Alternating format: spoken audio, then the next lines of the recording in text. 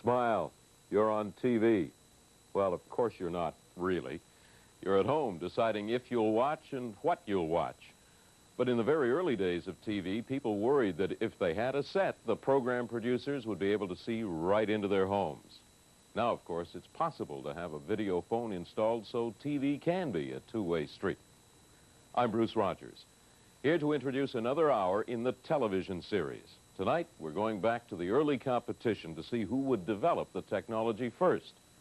One inventor, often called the father of TV, was John Logie Baird. He called it seeing by wireless. Many Canadians know the Scottish inventor's name because Baird spent some time in Ontario and was instrumental in the development of radar. That invention helped win the Battle of Britain, far more important in 1940 than flickering TV images. Baird would hardly recognize the pervasive billion-dollar industry TV has become. In this province, TV Ontario's signal is available to more than 90% of the population, primarily by satellite. Anyone with a receiving dish can pick up a growing variety of channels.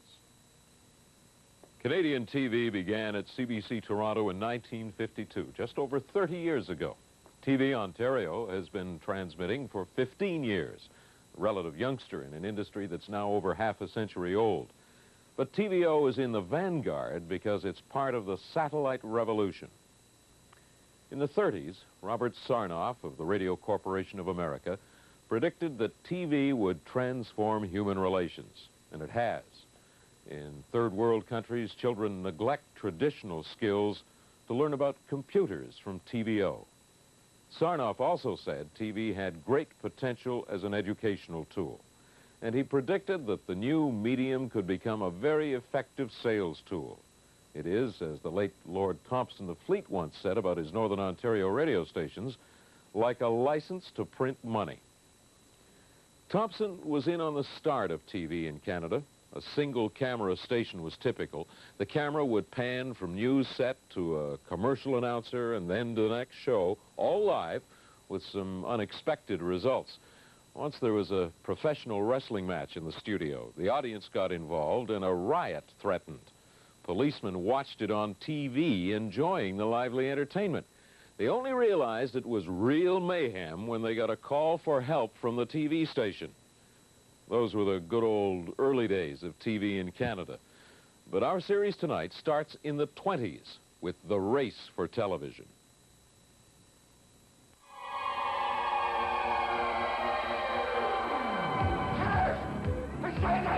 Rejoice at that news.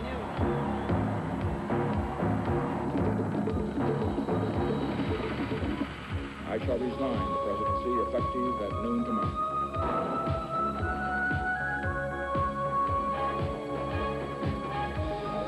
Today and rather good evening.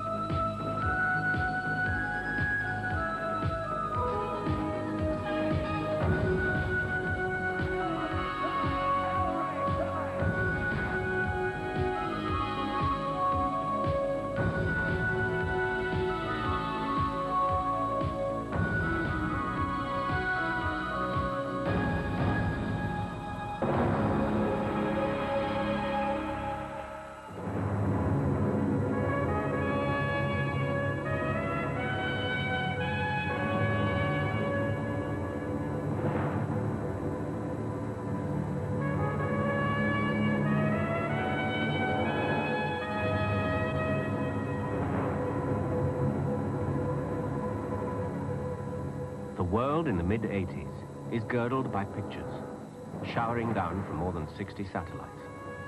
Television for hundreds of millions of viewers. And today, a whole new generation of television satellites is about to lift off as the opening salvo in a global television revolution. The new race for television is about to begin.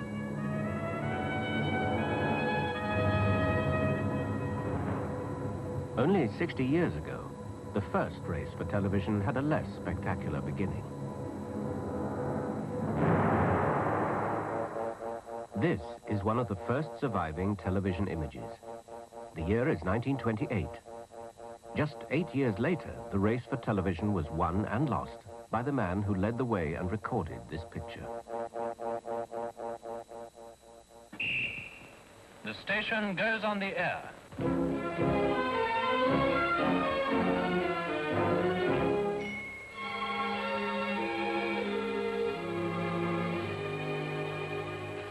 A mighty maze of mystic magic rays is all about us in the blue. And in sight and sound they trace living pictures out of space to bring a new wonder to... November the 2nd, 1936, the world's first modern television broadcast. This is the opening of BBC TV, the first regular public television service on Earth with high-definition pictures and a schedule of programs, 2 hours a day, 6 days a week. Only about 2,000 viewers saw this opening broadcast, but it signaled the end of an extraordinary international race for television that obsessed a handful of pioneers from Tokyo to Berlin and from San Francisco and Leningrad to London. This program is the story of that race.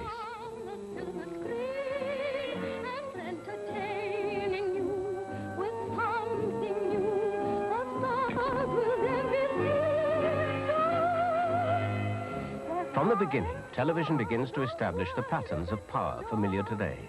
A power which drew from John Reith, the BBC's first Director General, the prediction that TV might soon become a social menace of the first magnitude.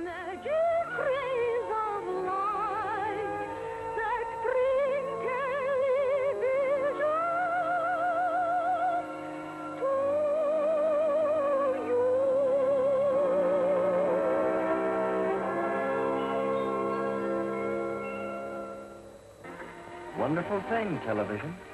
Television was born to a tiny audience. But it was from the very beginning a surprisingly vigorous infant.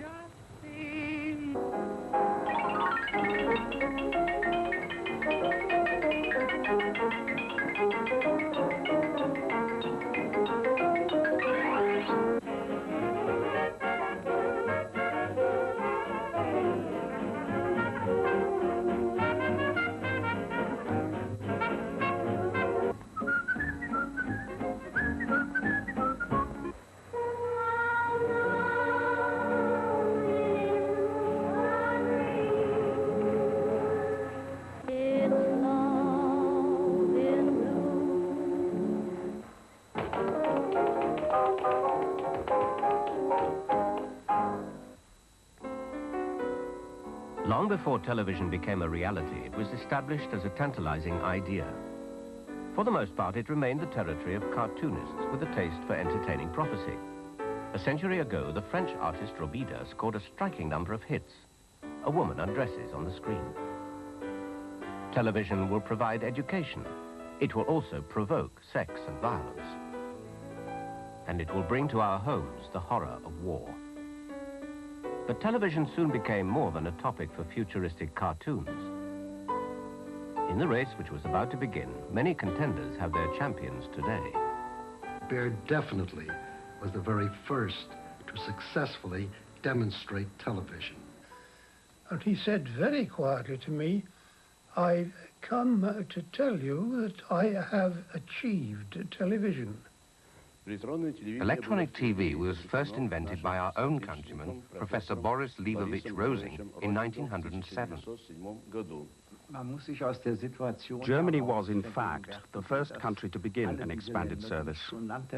The idea was that we were trying to beat the British to get a continuing service of television on the air.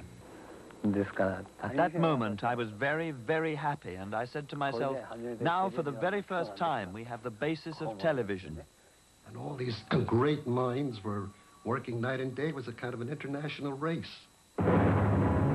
Which of these men was to win that race to invent television is still a matter of debate and national pride.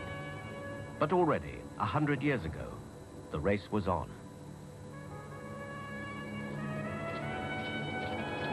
From the 1880s, a series of pioneering inventions and experiments in Russia, Germany, America, France, and the United Kingdom opened the way for television.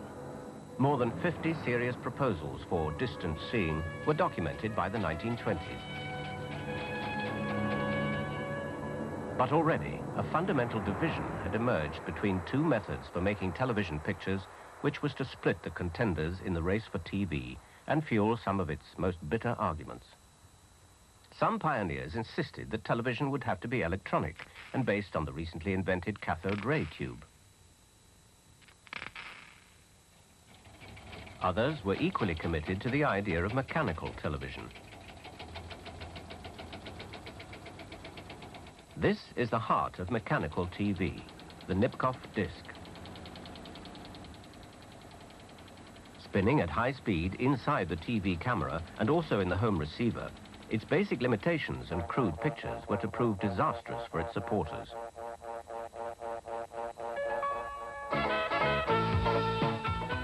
By the early 1920s, the contenders in the television race were working in at least half a dozen centers around the world, in Europe, America, the Soviet Union, and Japan. In Britain, television had attracted an improbable enthusiast with a talent for showmanship. We introduce Mr. John Baird, the inventor. This is the scanning disc with its lenses. This is the second disc by which the light is further divided and passes into the light cell. John Logie Baird was a restless, charming Scotsman who'd already shrugged off several careers by the time he began to experiment with television in the early 1920s at the age of 34. The inventor of the Baird undersock, the entrepreneur who had dabbled with chutney in the West Indies, artificial diamonds in Glasgow, and soap in London, turned his unusual energies to seeing by wireless in 1923, as he announced in the Times personal column. From the start, Baird was totally committed to the idea of mechanical television and dismissed the electronic system. It was to prove ultimately a disastrous decision. In Britain, the race for television began unpromisingly here in Hastings in February 1923. For radio dealer Victor Mills, it began with a knock on his door from a strange Scotsman. He was dressed in an old raincoat. Certainly didn't look as though he'd owned anything. And he said, I fitted up an apparatus for transmitting pictures, television. And he says, I can't get it to go. Well, I'd arranged to go and see him, so I went down there. The workshop proper didn't exist. He had a collection of junk. That's what he boils down to. Now, quite truly, I wouldn't have given £2 for the lot. The creator of the junk was John Logie Baird. Wood from coffins, darning needles, hat boxes, sealing wax, and a cycle lamp lens joined a spinning disc cut from an old tea chest. But for all the laughable crudeness of the equipment, Victor Mills was about to share with Baird in a historic moment. And I put my hand in front of the neon, just a flick. But in the meantime, Baird yelled out, "It's here, it's here." This image, reconstructed here, was the first time anyone had achieved an instantaneous moving picture anywhere in the world. Characteristically, Baird speedily began to give demonstrations to the press. But equally characteristically, he was thrown out of his rooms in Hastings for causing explosions. He soon moved to London, where he continued his experiments in Soho and employed his charm to try to raise money and support. Desperately hard up, he looked for sponsors. By March 1925, Baird found an improbable partner in Selfridge's department store, who were looking for a gimmick to attract customers. Among the crowd was a schoolgirl, Elizabeth Wood. And then Mr. Baird came in. He really gave us a demonstration of all the apparatus and told us how it happened. And then it came on, and it was a little disappointing, really, because there were black lines sort of wiggling across it, and it jumped up and down. And then we all clapped rather politely, because we were all rather frightened of the television. I think the trouble was that we believed that if they could make this film, they could see into our houses. We could see them, they could see us. Baird reports how at this time in his Soho laboratory, he had little money for equipment, less for food, and none at all for clothes. But his experiments prospered. He transmitted across a room a cardboard face with a winking eye. And since the scorching heat of his lights and the rigidity he needed from his models was too much for a human sitter, he used a ventriloquist dummy called Stooky. By the autumn of 1926, his original one-yard transmission in Hastings had stretched to 8 miles, and Baird had scraped together his own company, Television Limited.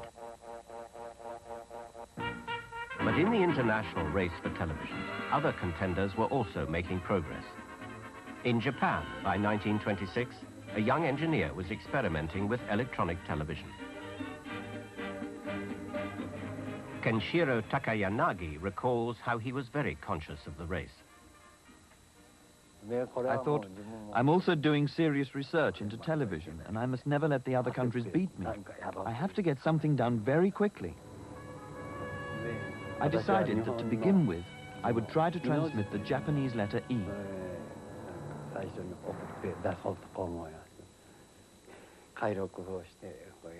Then very soon, a really good image appeared, and I knew that I was able to show the character E on my screen.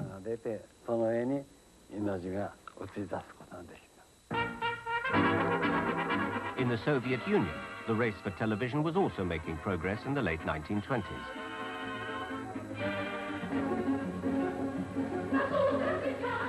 Alongside the massive social upheaval in the years following the revolution, Soviet scientists quickly solved the basic problems of producing television pictures. This, in essence, is the first television picture obtained by us as long ago as 1928.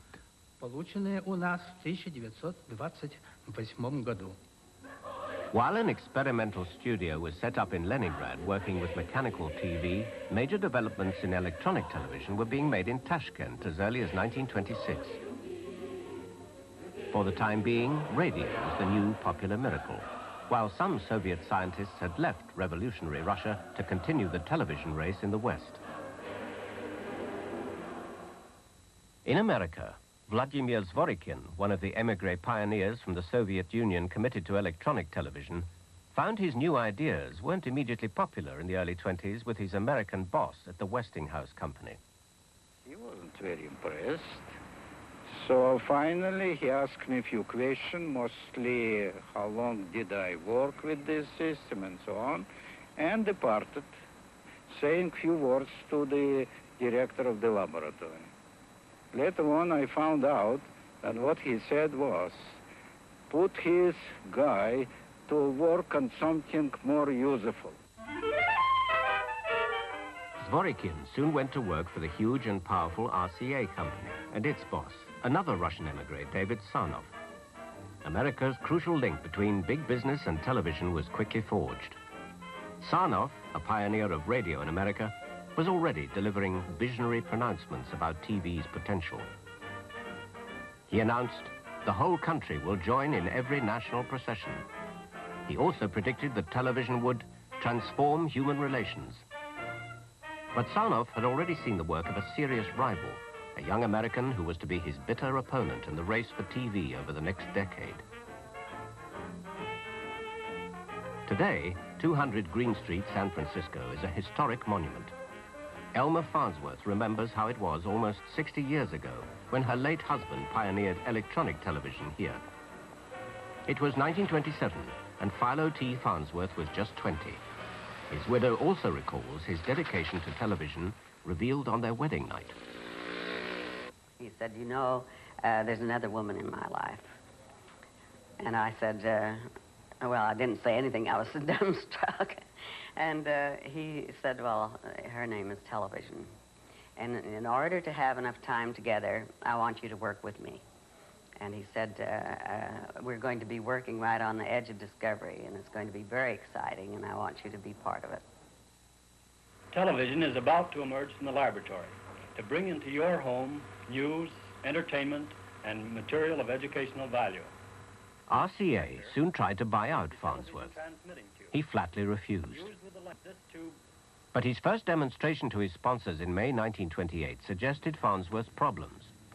One of his backers was a banker called Daddy Fagan. Mr. Fagan called out and he said, when are we going to see some dollars in this thing, Farnsworth? And immediately a dollar sign appeared on the screen.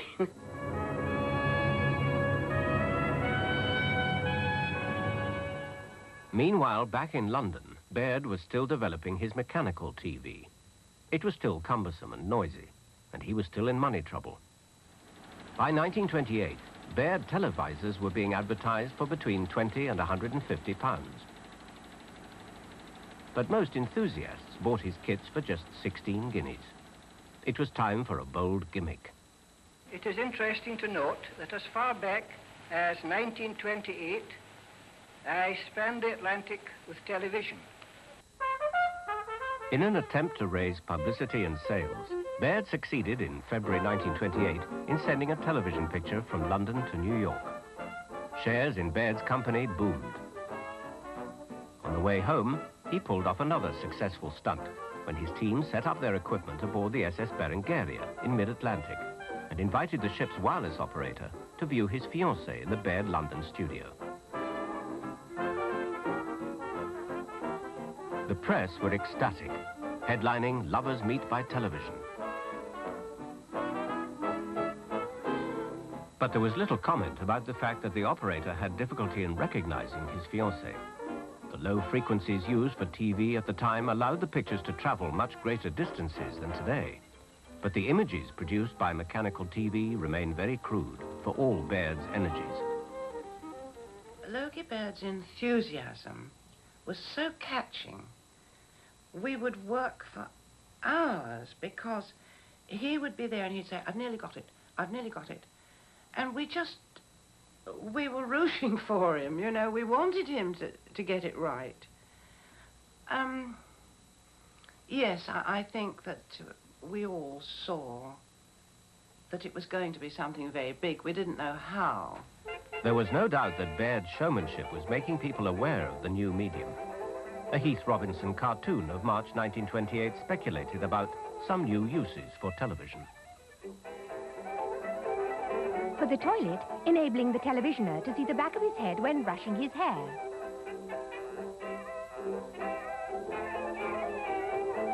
For the convenience of the angler, permitting him to keep his eye on the bait without undue exertion. A handy set for schoolmasters, enabling them, while enjoying their midday solace in quiet, to keep an eye on their pupils. A gentleman locating a missing stud with the aid of a neat dressing room television set. By the late 1920s, America was becoming a serious contender in the race. Pioneers offered some striking public demonstrations. And we'll now show you the first motion picture record of a television image. This picture was recorded and synchronized with sound in the General Electric Company's House of Magic at Schenectady, New York. Despite his flair for showmanship, there were worrying indications for Baird that he had serious rivals. Since most people have heard a great deal about television. By the late 20s, there were 18 licensed visual broadcasting stations in the USA transmitting faces and silhouettes.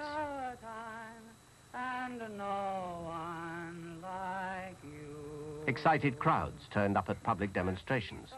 Americans had produced the first TV play and the first outside broadcast. Television experiments would soon be progressing rapidly here in France, as well as in Germany and the Soviet Union. Baird began what was to be a long and often bitter campaign to get the BBC to transmit his television. But unrecognized by Baird, and most threatening of all to his ambition to win the race, experiments in electronic television were showing great promise. In Britain, Baird's electronic rival was to be the EMI company, a well-organized group with links both to Marconi and RCA in America. At the EMI laboratories in Middlesex, the company also had the expertise of yet another brilliant émigré Russian, Isaac Schoenberg, who would soon be making great progress with electronic TV. One of EMI's engineers, Bernard Greenhead, recalls an early demonstration. Everybody seemed to be particularly pleased, and I think we were very pleased ourselves that there hadn't been any breakdowns. The equipment hadn't coughed at any time. And after the visitors had gone, Schoenberg came back into the control room and he said, well, gentlemen, You seemed to have perfected the biggest time waster of all mankind. I hope you use it well. Now tell me, sir, whether with this flower in my mouth I can sit quietly at home as this woman would have me do. July 1930. At last, John Logie Baird had won a temporary victory in his battle to transmit experimental television on the BBC using his still primitive 30-line mechanical system. This is an exact reconstruction via a Baird receiver of the first play on British television, Pirandello's The Man with the Flower in His Mouth, broadcast 55 years ago. I must go out and look. Of course, they had to adapt themselves most ingeniously to our very tiny area of operation, head and shoulder views of people. Movement of artists in and out of the picture was very carefully and gently done. If we wanted a change of scene, you had to very carefully slide in a thing looking like a draft board, which was slid in slowly in front of the artist, and then while that was there occupying the screen, the artist would get out of the chair and the other one would get in. I was only joking. Well, I must be going. The very worst I might do is to kill myself. It was a miracle of television that appealed to people at the very beginning. The fact that you could see anything at all.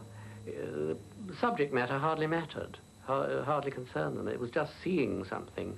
Almost in those very early days, when radio had only been going 6 years, 7 years, even listening was a thrill to many people who'd made their own sets and so on. And the same with television. The people who saw it at the beginning were almost only those who'd made their own sets. With Baird himself estimating that there were only 29 sets in Britain by the late 20s, advertising had plenty of scope. Sets were still as expensive as a car, and only the skillful fanatic would relish the joys of building his own television. But pursuing his publicity efforts, Baird sent one of his sets to Prime Minister Ramsay MacDonald, who hailed it as a wonderful miracle. And Baird got more headlines in June 1931 by televising the Derby as a demonstration, though the pictures must have frustrated viewing punters. And all that we ever expected or could see were the horses just flashing past the winning post. And that was all rather fascinating. You wouldn't be able to tell one horse from another or one jockey from another, but you could at least tell they were horses. In the international TV race, the Soviet Union was still a leading contender, beginning experimental television to a tiny audience in October 1934. When everything was ready, you heard, "Attention, attention, attention, comrades, radio viewers." Note that, radio viewers. Watch, listen to the first television concert. And the radio viewers didn't have such a set. They didn't know what was going on. They tried to see something. They looked into the loudspeaker, and of course, they could see nothing. And our magazine's editorial received a flood of letters. Tell us where we should look. America in the early 30s had fallen behind in the race. In his experimental studios, Philo Farnsworth continued his electronic pioneering. But after an initial boom, America's fledgling TV industry faded because of commercial rivalries and because the pictures were too poor to attract advertising sponsorship.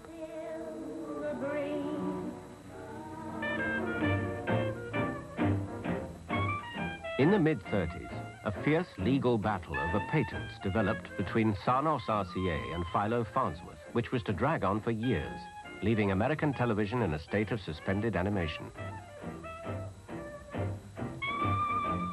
Sarnoff still made astute prophecies about the potential power of TV. Showmanship in presenting political appeal will be more effective than mere skill in talking, he wrote. But he also urged advertisers will be given new possibilities. Technicians in the Farnsworth Philadelphia laboratories have helped to make television the dazzling dream of the decade, a practical reality today.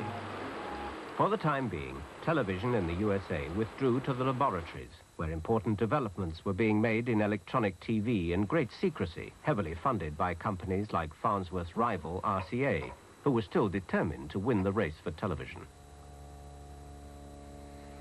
We didn't want anybody to know how well we were doing. It was sort of like a spy. Anybody would give it away, the British would know and would beat us. So that was the whole purpose of that early secrecy, just to make sure that we were first. From August 1932, Baird had begun a regular 4-day-a-week experimental service via BBC transmitters.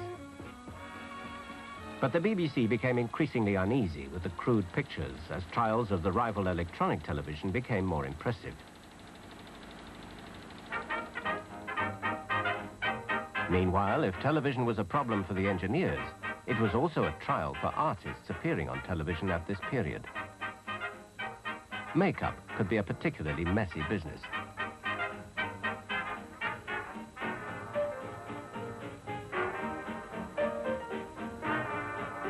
In addition to all this, TV performers in mechanical TV studios often had to work in total darkness and very restricted space, scanned by a brilliant beam of light.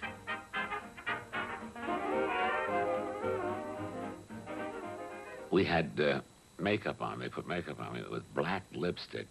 I looked like Pola Negri or Garbo years ago in silent pictures. Dancers Vera McConaughey and Gelda Waller had first-hand experience of those early years and braved the hazards of the makeup routine in the Baird experimental studios. Polish. Yes, dreadful. Royal blue noses at the side of the nose, and royal blue lips, and something on the cheek, I think. Green, I think.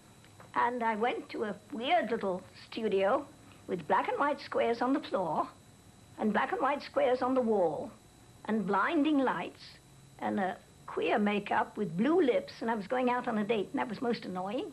And we looked like puddings when we looked at each other, didn't we? Yeah, quite frightening. Very frightening indeed. It was horrible. And they wanted the Mexican hat dance. So I had the hat there, and I had to do it on my toes, whether I liked it or not. And, of course, I had to have music.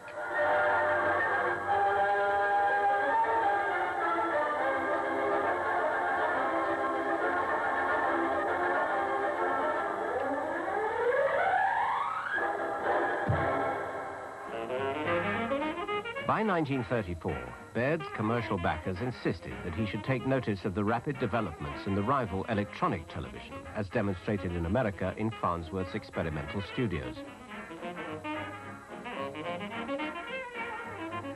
On a visit to Britain, partly to raise money for his legal battles with RCA, Farnsworth arranged a demonstration of his system for Baird. Mr. Baird was extolling his method of television, and he thought that it was better than Phil's and all this. And he got to the door of this room, and he got a sight of the screen, and he became still. He carefully and slowly advanced to it like one mesmerized until he stood right in front of it and stood there for quite some minutes. And then he just turned and left without a word. And Phil felt very badly for him because he knew that he was hearing the death knell of his pet method of television. Baird's sponsors paid Farnsworth $50,000 to supply the Scotsman with electronic components to boost his troubled mechanical TV. But Baird remained reluctant to give up his system. By the mid-30s, Germany was a leading contender in the TV race, with a regular service of low-definition pictures opening in 1935.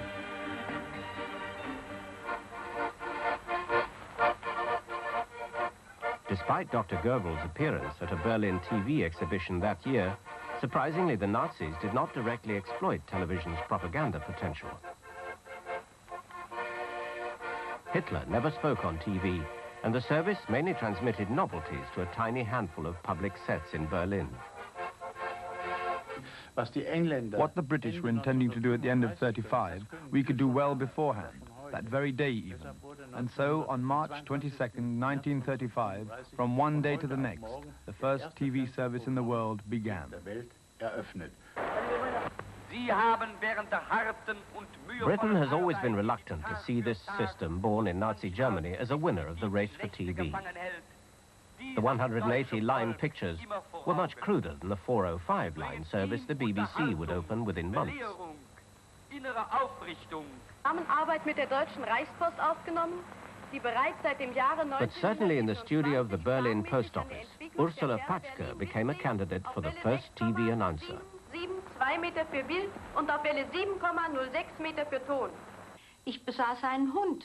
I had a dog who always went with me. Time would drag, but what else was I supposed to show?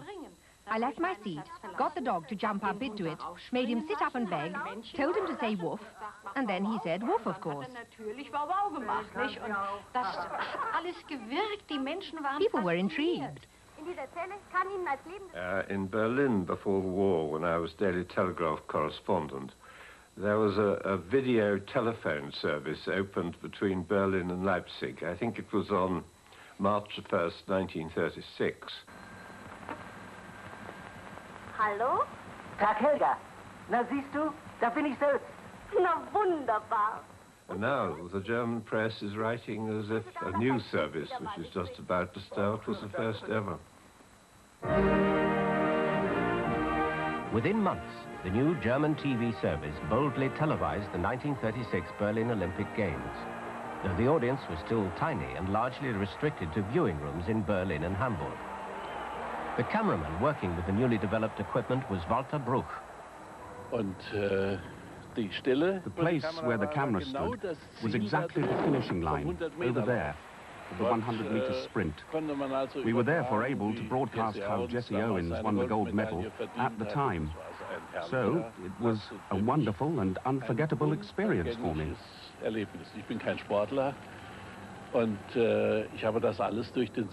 I'm not an athlete, and I saw all that through the camera. And I had, you could say, a better place down there than Hitler. The final lap of the race for television was to be fought out in Britain, between Baird and his rival, EMI.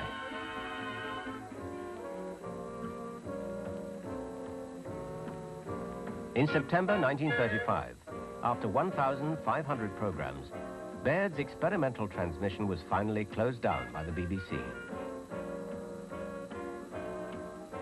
A government report recommended a final and decisive competition between Baird's mechanical television and the Marconi EMI electronic system in a 6-month trial. A studio took shape at Alexandra Palace, 12 miles north of London, aiming for a start date in November 1936. But in a last-minute attempt to boost sales at the Radio Olympia exhibition in August, transmissions began with the manicured voice of Elizabeth Cowell. Hello, Radio Olympia. This is direct television from the studios at the Alexandra Palace. And now we're going to see and hear someone you know well, Miss Helen Mackay.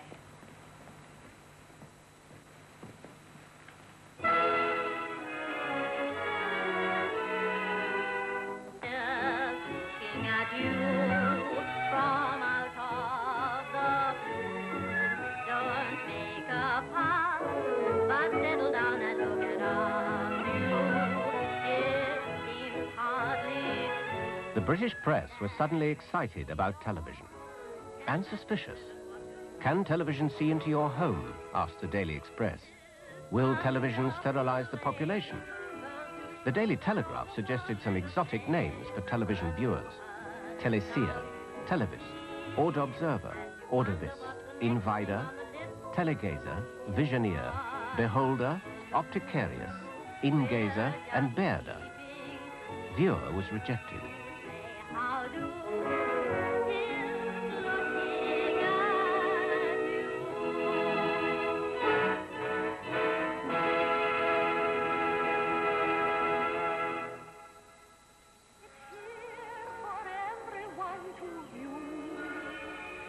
3 months later, on November the 2nd, 1936, the BBC opened the world's first high-definition television service with another song, Adele Dixon's Magic Rays of Light.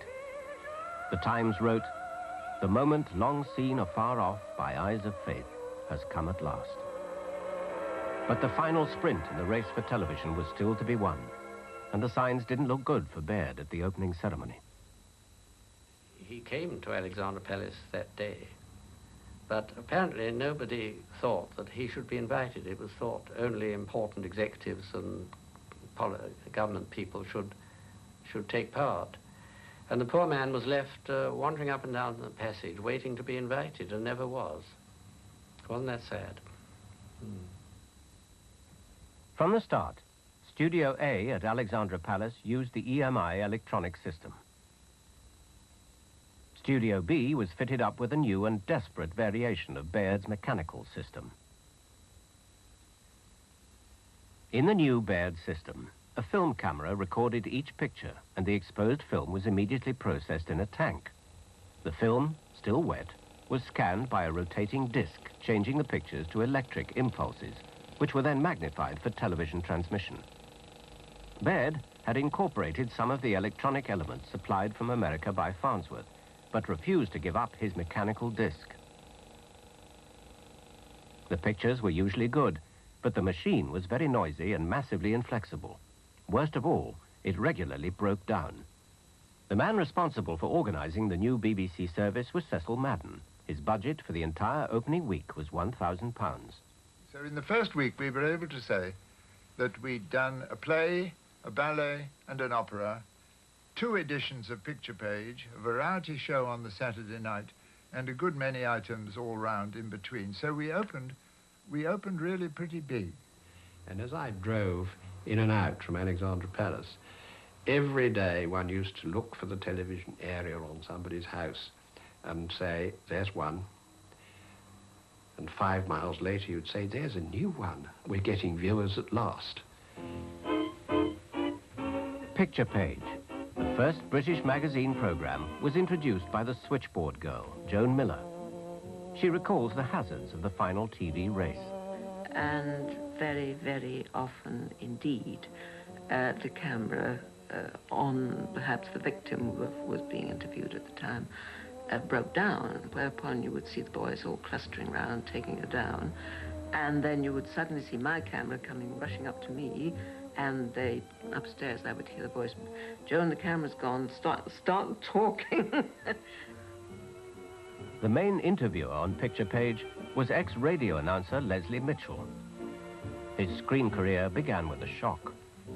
I went into my office one morning and my secretary was there in a great state of dinner with the front page of the Daily Mail and held it up and said, look at this.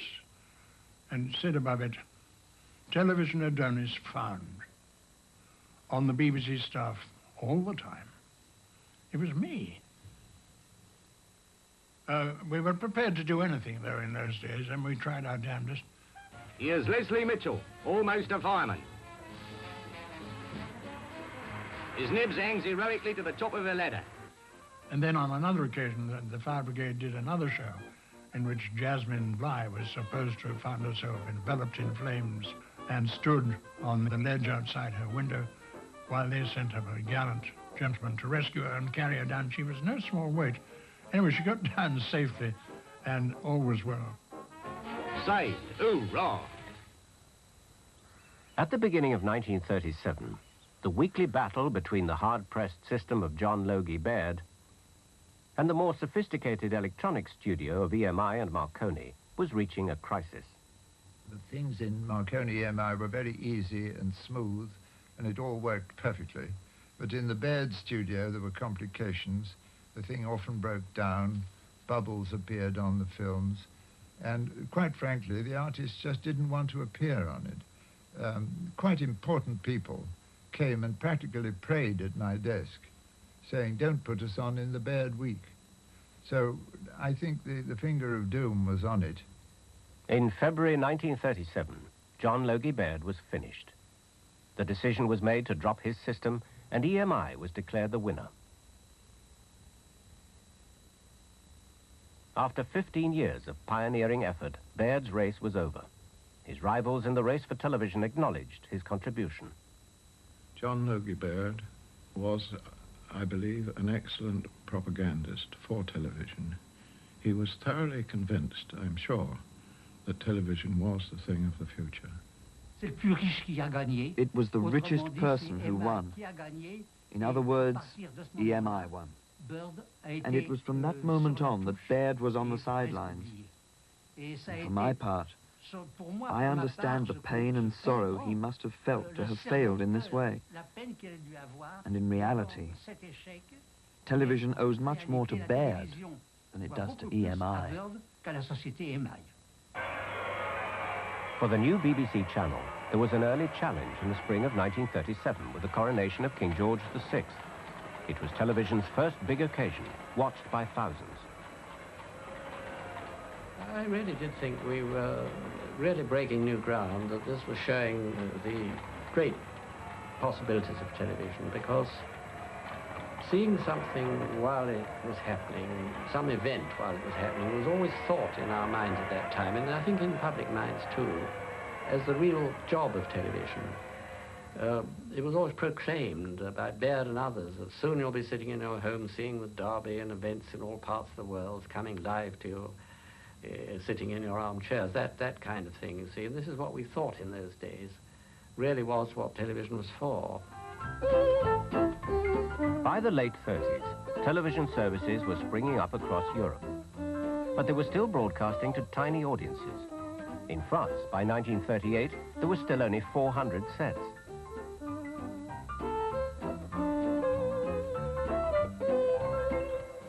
In Germany, an accomplished and ambitious service was televising to just 11 public viewing rooms.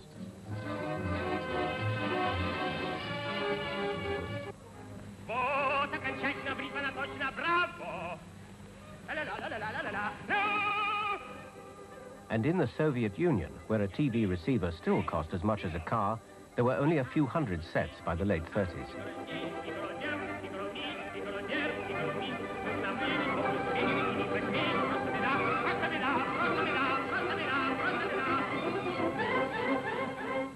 In America, after the years of experimentation and commercial wrangling, television was at last poised for a major launch in 1939.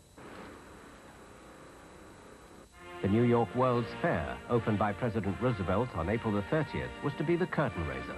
Prophetically, the opening ceremony was staged especially for TV.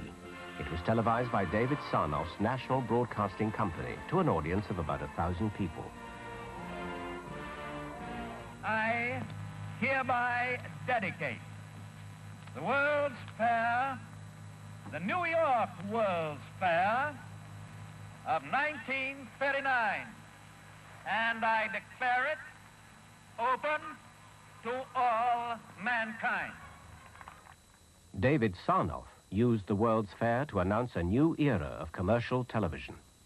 The next day, RCA offered 25 different models of TV sets for sale. But once again, the plans for television in America were halted by suspicious authorities. In Britain, after almost 3 years of BBC television, with an audience now approaching 100,000, the first era of TV was almost at an end. And then, of course, the famous day came. I think it was September the 1st, 1939, when it was decided from Broadcasting House that television must stop. And so a message was simply given to the engineers at Alexandra Palace: switch off everything, it's over. And it just so happened that it was in the middle of a film. It was a film I think is called Mickey's Hollywood Premiere or something like that.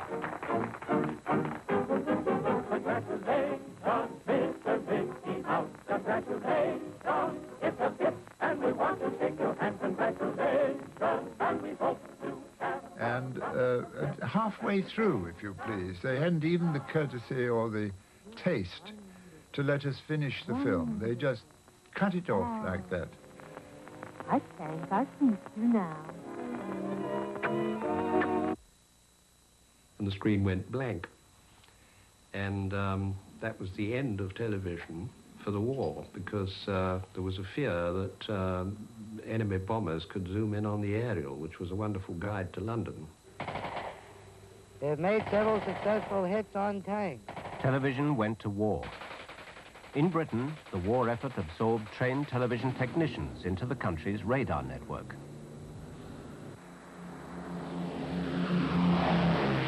Television cameras installed in bombers reported on bomb damage. But some witnesses suggest a closer connection between national defense and Britain's pioneering television service. About after a year, I ran into Lord Swinton, who had been the Air Minister. And he said, "What are you doing?" I said, "Well, I've been radar for the last few years." And he said, "And before?" I said, "I was television." And he said, well, do you realize that actually Britain started public service television because we had invented radar, we knew a war was likely to come, and we wouldn't have had the production facilities to manufacture the cathode ray tubes if we hadn't had public service television going. And we got it on the air in time, so that the moment war started, not only could we use the engineers, but it would use the production facilities to manufacture the radar for the Army, the Navy, and the Air Force, which helped us win the Battle of Britain. In the Soviet Union and America, the war wiped television off the screens. But in Nazi-occupied Europe, it was a different story. Suspended briefly during the invasion of Poland, German television continued for another 4 years.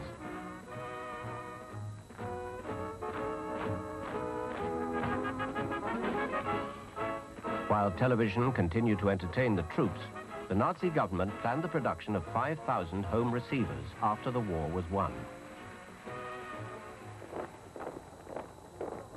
Occupied Paris in 1940. Hitler's army was followed by German television, and the station manager was sent from Berlin to take charge. At that time, in Paris, all the hospitals whose patients included German soldiers could watch us. Suitable receivers had been set up everywhere.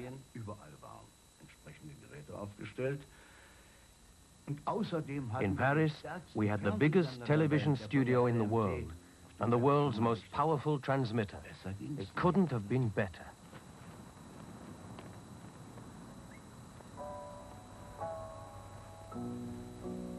TV culture for the Wehrmacht, a ballet by the director of the Paris Opera House.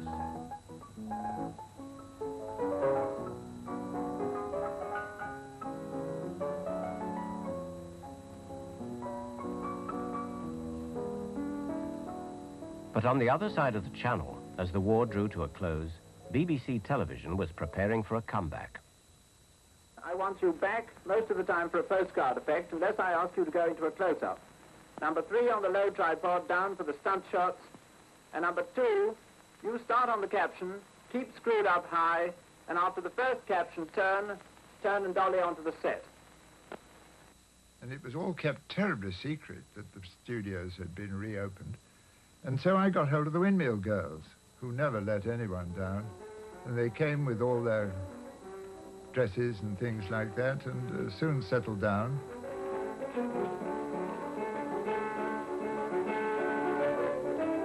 The Windmill Girls program was, in fact, a closed-circuit test, not seen by the viewing public. But soon, British television was to be back on the screen. It was all done very quickly, and really it was so extraordinary to be doing television in the war after all those years of Bleak and Blitz and V1s and V2s and all the disasters we'd had. It was in February 1945, which was before VE Day or VJ Day. So it was television in the war, and that hasn't really been known to anybody up to now. As the BBC struggled out of the war, the death of John Logie Baird signaled the end of the first era of television. But a remarkable prophecy of television's explosive future went almost unnoticed. Published in a small specialist magazine in October 1945, an article written by Arthur C. Clarke proposed in detail a visionary scheme for a television satellite. It would be 17 years before Telstar opened the new race for television.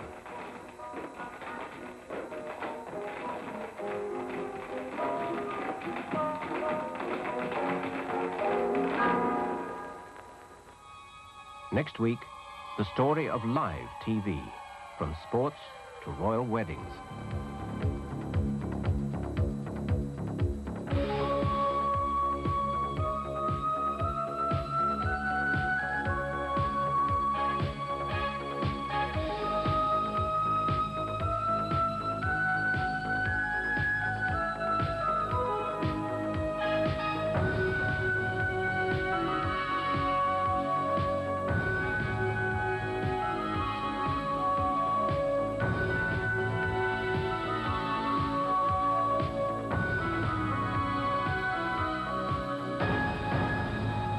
Wartime.